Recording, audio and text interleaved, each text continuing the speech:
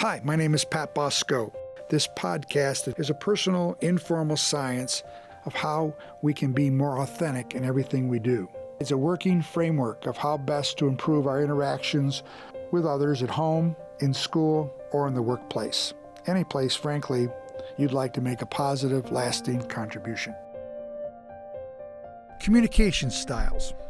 We all have a way of communicating, and I think as we think of authentic leadership, let's take a look at how best to assess our own communication style and how others communicate around us. This will be a mental exercise, unless you've got a piece of paper and pencil, so bear with me. First and foremost, you have a piece of paper and pencil. Draw a line, vertical line. At the top, place people. At the bottom of your vertical line, label that task. And then I need a horizontal line across that would make your picture into a cross. One line, horizontal line, that cross the vertical line. On one end, extrovert. On the other end, introvert. So you've got people, task, and then extrovert and introvert.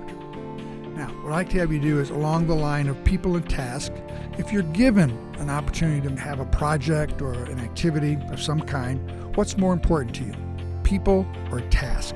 And place an X along that line. Horizontal line, extrovert to introvert.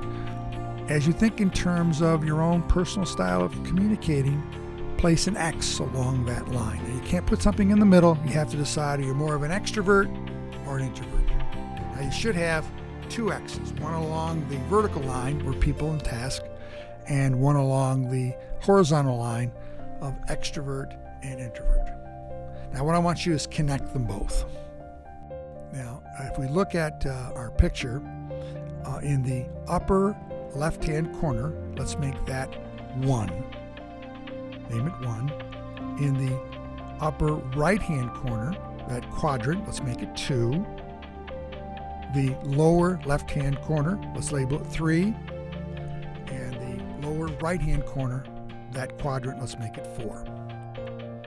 Now, they should be connected, right? So we've got a quadrant identified. In the number 1 quadrant, let's call that style promoter. The number 2 quadrant, let's label it supporter. Number 3 quadrant in the lower left-hand corner, controller. And the last quadrant, lower right-hand corner, analyzer. Now, every one of these styles are appropriate. Every one of them are effective, but they're different. And as we think in terms of communication styles, a promoter has a let's go attitude. Let's move ahead. Might be more verbal, might be certainly more outgoing. Very different than the supporter. That individual is going to be a little quieter, a little more reserved, more interested in possibly being a follower, needs to be encouraged, more of a listener. The controller in the 3rd quadrant is when, where, how. Ask questions that deal with getting the job done. Might be a person have trouble delegating. Opportunity to communicate very differently than the 4th quadrant, the analyzer. That person is going to be very interested in why we're doing what we're doing. Data is very important to that individual. So there are 4 different styles of communicating: promoter, supporter, controller, and analyzer. As we select teams, we look at strengths of the team and how we complement one another. And this is not scientific, but it's an opportunity to begin a discussion about communication styles and how we work very hard to get a job done or build relationships with those that we interact with. It's important to recognize that all of these styles are effective, they work well, and they can complement one another. As we think of authentic leadership, it's important that communication styles are enhanced, that we recognize them in a responsive way.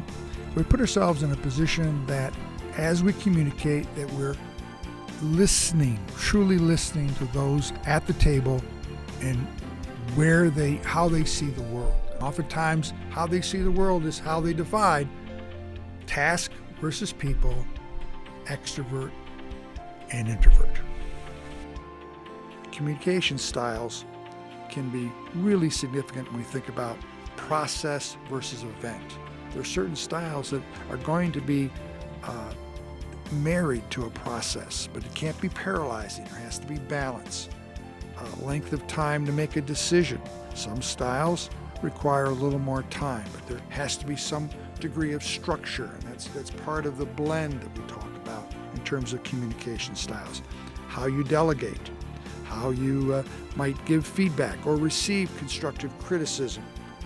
The best organizations, they blend all of these communication styles. But the best teams are not filled with just promoters or just analyzers. That's the power of taking full advantage of an individual's communication styles.